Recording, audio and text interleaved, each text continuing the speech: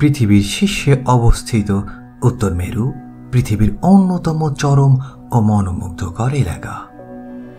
এর জমাটবদ্ধ বরফের বিস্তার, প্রচণ্ড শীতল আবহাওয়া এবং রহস্যময় আকর্ষণ যুগ যুগ ধরে আবিষ্কারক, বিজ্ঞানী ও অভিযাত্রীদের কৌতূহল জাগিয়ে রেখেছে। উত্তর মেরু আর্কটিক মহাসাগরে অবস্থিত, যা বিশাল বরফময় জলরাশির দ্বারা বেষ্টিত। এখানে তাপমাত্রা দীর্ঘ মেরু রাত্রিতে হিমাঙ্কের নিচে নেমে যায়, যা প্রায় 6 মাস স্থায়ী হয়। শীতে তাপমাত্রা -40 ডিগ্রি পর্যন্ত নেমে যেতে পারে, আর গ্রীষ্মকালে তা প্রায় -2 ডিগ্রি এর আশেপাশে থাকে।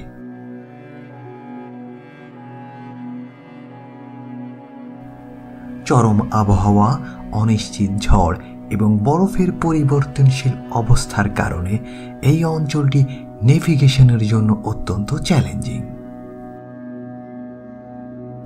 পৃথিবীর মিঠা জলের 10 ভাগ এই আর্কটিকের বরফে জমে রয়েছে।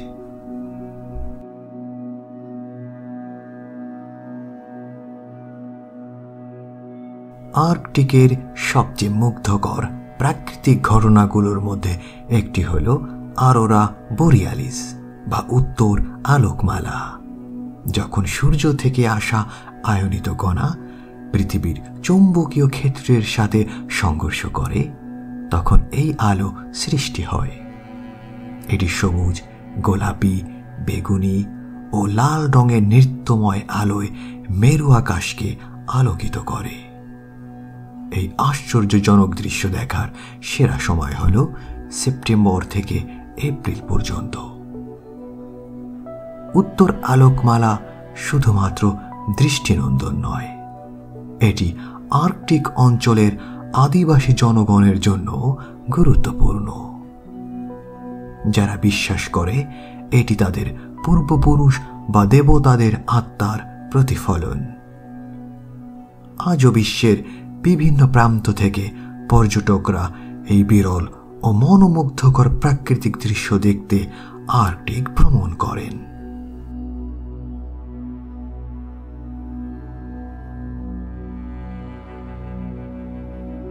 আর্কটিক অঞ্চল পৃথিবীর অন্যতম শীতল এবং প্রতিকূল পরিবেশ হওয়া সত্ত্বেও আশ্চর্যজনকভাবে এখানে বিভিন্ন প্রাণীর বসবাস। এই প্রাণীগুলো তাদের শারীরিক গঠন এবং আচরণে বিশেষ অভিযোজন দেখায়, যা তাদের কঠিন পরিস্থিতিতে টিকে থাকতে সহায়তা করে।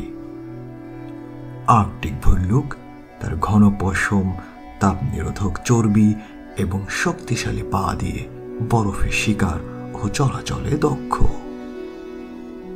দীর্ঘ সময় না খেয়েও বেঁচে থাকার ক্ষমতা তাকে প্রকৃতির এক বিস্ময় করে তোলে।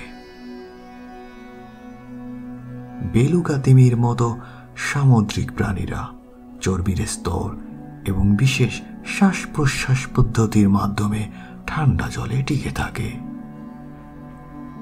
আর্কটিক ফক্স তাদের সাদা পশম এবং ছদ্মবেশ ধারণের ক্ষমতার জন্য বিশেষভাবে পরিচিত।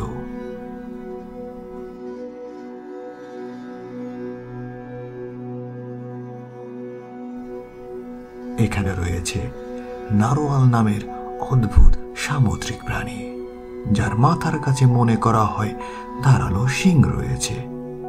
আসলে এটি কোনো শিং নয়, এটি হলো নারোয়ালের দাঁত। এই দাঁত দিয়ে তারা মাঝে মাঝে শিকার ধরলেও আসলে এটি থার্মোমিটারের মতো কাজ করে। তাপমাত্রা পরিবর্তন হলে এটি তা শনাক্ত করতে পারে।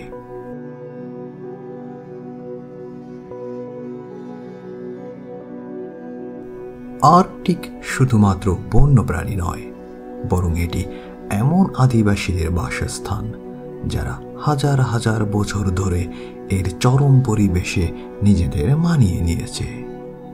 সবচেয়ে পরিচিতদের মধ্যে একটি হলো ইনুইট বা এস্কিমো আদিবাসী, যারা কানাডা, আলাস্কা এবং গ্রিনল্যান্ডের উত্তর অঞ্চলে বাস করে।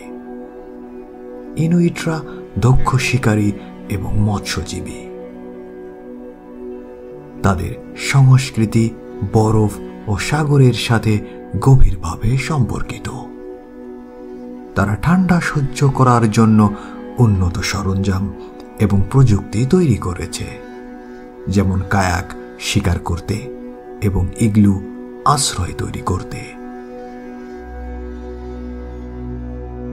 আরও কিছু আদিবাসী উপজাতির মধ্যে রয়েছে স্ক্যান্ডিনেভিয়ার সামি জনগণ, যারা ঐতিহ্যগতভাবে রেইনডিয়ার পালনের কাজ করেন।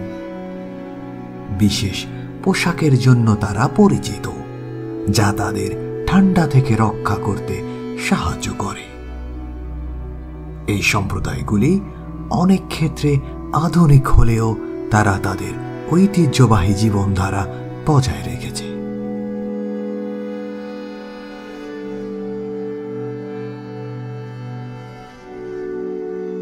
উত্তর মেরু আন্তর্জাতিক অন্বেষণ এবং বৈজ্ঞানিক গবেষণার একটি কেন্দ্রীয় ফোকাল পয়েন্ট হয়েছে।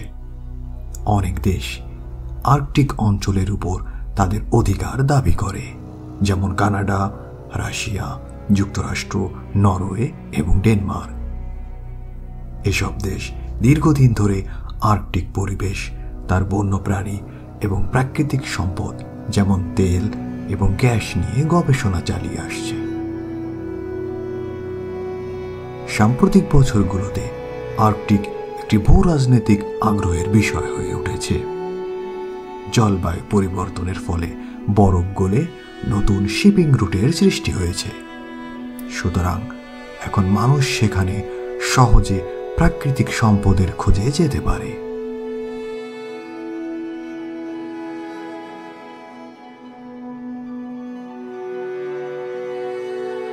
এভারেস্ট জয়ের চেয়ে উত্তর মেরু জয়ের ইতিহাস কম রোমাঞ্চকর নয়, কিন্তু কে সর্বপ্রথম উত্তর মেরুতে পা দিয়েছেন তা নিয়ে এখনও বিভ্রান্তি আছে। আমেরিকান অভিযাত্রী ফ্রেডেরিক আলবার্ট কুক তার দুজন সহযাত্রী নিয়ে 21শে এপ্রিল 1908 সালে সর্বপ্রথম উত্তর মেরুতে পা রাখেন বলে দাবি করেন। কিন্তু কুক এ ব্যাপারে সন্তোষজনক প্রমাণ দেখাতে পারেননি বলে তাকে স্বীকৃতি দেওয়া হয়নি। তবে উত্তর মেরু জয়ের কৃতিত্ব যাকে দেওয়া হয় তিনি হলেন American navy engineer Robert Peary.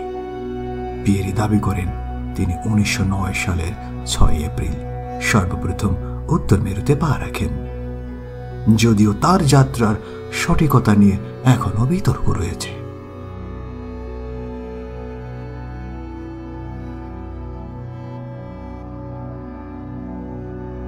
তবে তারপর থেকে উত্তর মেরুতে বিভিন্ন অভিযাত্রী বিজ্ঞানীরা পা রেখেছেন, প্রায়শই আধুনিক প্রযুক্তি যেমন আইস ব্রেকার, বিমান এবং স্যাটেলাইট ব্যবহার করে।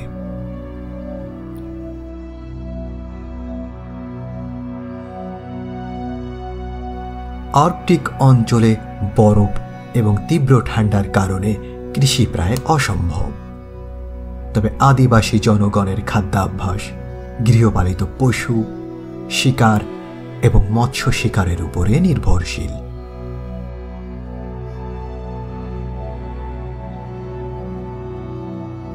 জলবায়ু পরিবর্তনের কারণে আর্কটিক অঞ্চলের বরফ দ্রুত গলে যাচ্ছে, যা 1979 সাল থেকে প্রতি দশকে প্রায় 13% হ্রাস পাচ্ছে।